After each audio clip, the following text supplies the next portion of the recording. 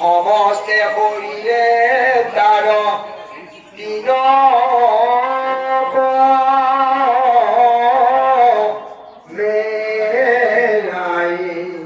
লগাবে অমনিটো পাবি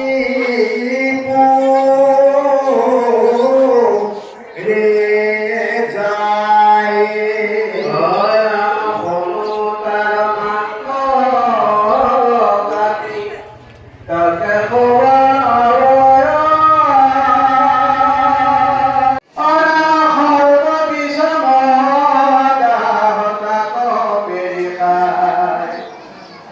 মতে পাব ফল হবা ভুল জয় কিবা কৰো সজে পাতক কৰ সৰলৰ পাত মাত্ৰ পাপ খায়। পরে কৈছে স্বামীর বচনে তেতিক্ষণে দুটো ছয় বাঘে যেন গর্জি যায় তাহাক ধরয় সমস্তে শরীরে তার তৃণক মেরায় লগায় অগণিকিত পাপি পড়ি যায়। যমদূত বিলাকে জীৱটোৰ যেনেকুৱা ধৰণৰ পাপ আগতে আচৰণ কৰিলে সেইমতে বিভিন্ন ধৰণৰ শাস্তি তাক দিয়ে। ইয়াত কবিয়ে কৈছে যে স্বৰ্গ আৰু নৰক দুইটো ইয়াতে চাবৰ কাৰণে স্বৰ্গ নৰকক দুইটো ঐতে দেখা আই কত সুখী কত দুখত প্ৰাণ যায়। আমাৰ মাজতে কিছুমানে অতি দুখত দিন পাৰ কৰাইছে আৰু কিছুমানে আনন্দত আছে। কেনেকৈ সম্ভৱ আমি আলোচনা কৰিছিলোঁ। ইয়াত চাৰিটা কথাই মূল গুৰুত্ব দিয়ে। চাৰিটা বস্তু আমি জীৱনত যে বিপদ পাইছোঁ বা দুখ পাইছোঁ কষ্ট পাই আছোঁ ইয়াৰ কাৰণটো কি, ইয়াৰ কাৰণটো বুজক। কোনো মানুহ এক মুহূৰ্ত কাম নকৰাকে থাকিব নোৱাৰে। নাহি কচ্চিত জনমবি জাতু তিষ্ঠত্য কৰ্মকৃত কাৰ্যতে হি অৱশ্যকৰ্ম সৰ্ব প্ৰকৃতি জেৰ গুণে। ৩য় অধ্যায় ৫ নম্বৰ শ্লোক গীতা। অৰ্জুনক কৈছে, হে অৰ্জুন, কোনো মানুহে এক মুহূৰ্ত কাম নকৰাকে থাকিব নোৱাৰে। ১ নম্বৰ কথা। আৰু যেতিয়া আমি কাম কৰোঁ প্ৰত্যেক কামৰ বিপৰীতে আমি একোটা ফল পাওঁ। মই কৈছিলোঁ আপোনালোকক অনিষ্টম ইষ্টম মিশ্ৰম চ ত্ৰিবিধা কৰ্মণা ফলম ভৱতি ত্যাগিনাম প্ৰেত্য নাতু সন্ন্যাসিনা ক্বচিৎ। ৮ম অধ্যায় ১২ নম্বৰ শ্লোক গীতা। প্ৰত্যেক কৰ্মৰ বিপৰীতে ৩ ধৰণৰ ফল আছে, ভাল বেয়া আৰু মিশ্ৰিত। এতিয়া আমি কোটি বাৰ মনুষ্য হৈ যিমান বাৰ আহিলোঁ প্ৰত্যেকবাৰ যি কৰ্ম আচৰণ কৰিলোঁ এই কৰ্মৰ ফলবিলাক আমাৰ সঞ্চিত হৈ আছে, জমা হৈ আছে। তাক সঞ্চিত কৰ্ম বুলি কৈছে। এটা শৰীৰ নষ্ট হোৱাৰ পাছত জীৱই সেই সঞ্চিত কৰ্মৰ পৰা এটা অংশ ভোগ কৰিবৰ কাৰণে আনে, তাক কৈছে প্ৰাৰব্ধ। যদি সেই প্ৰাৰব্ধত কেৱল পুণ্য আহিল তেতিয়াহ'লে জীৱটো স্বৰ্গলোকত থাকিব পাৰে দেৱতা হৈ। কেতিয়ালৈকে? যেতিয়ালৈকে পুণ্যখিনি শেষ নহয়। তে তম ভুক্তোৱা স্বৰ্গলোক বিশালম ক্ষীণে থাকিব, তেতিয়ালৈকে স্বৰ্গত থাকিব। পুণ্য ক্ষয় ভৰিলে পুনৰ নৰকত মজয়। পুণ্য শেষ হ'লে পুনৰ ৮৪ লাখ যোনিত ভ্ৰমণ কৰিব লাগিব। আৰু যদি পাপ আহে প্ৰাৰব্ধত, কেৱল পাপ, তেতিয়া জীৱই অধোজনী পায়।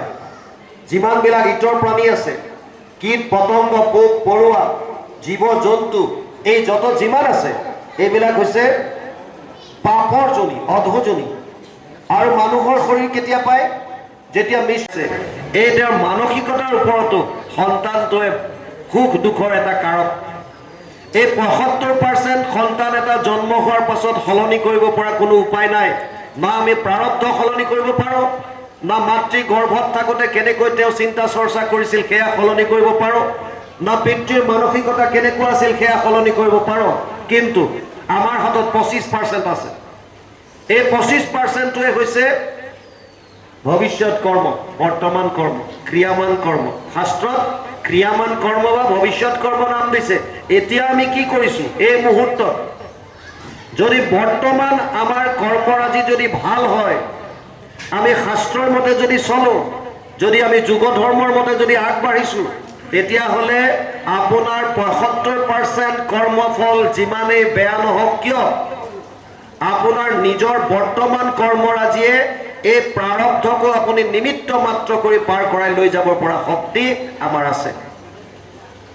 আপোনাৰ বৰ্তমান কৰ্ম কি, আমি এতিয়া কি কৰিছোঁ, জনাৰ পাছত কি কৰিছোঁ, এই মুহূৰ্তত কি কৰিছোঁ, এই কথাটো আটাইতকৈ চিন্তনীয় বিষয়। মোৰ আগতে কি হৈ গ'ল, মোৰ বেয়া আছিল প্ৰাৰব্ধ, মই ভোগ কৰিছোঁ, কিন্তু এতিয়া কি কৰিছোঁ এই মুহূৰ্তত।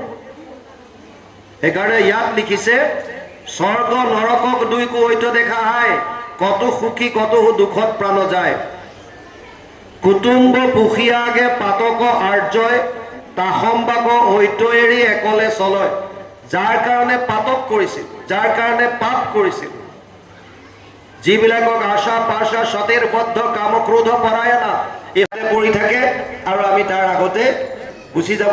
আপোনাক চিতাত যেতিয়া উঠাই দিব মই ঘৰলৈ গুচি আহিম। বোলে এইটো কি যোৱা হ'ল, বোলে মই কিমান দূৰহে যাব পাৰিম, তাতকৈ নোৱাৰোঁ, শ্মশানলৈকে আপোনাৰ লগত যাম, আপোনাক যেতিয়া চিতাত তুলি দিব মই ঘৰলৈ গুচি আহিম।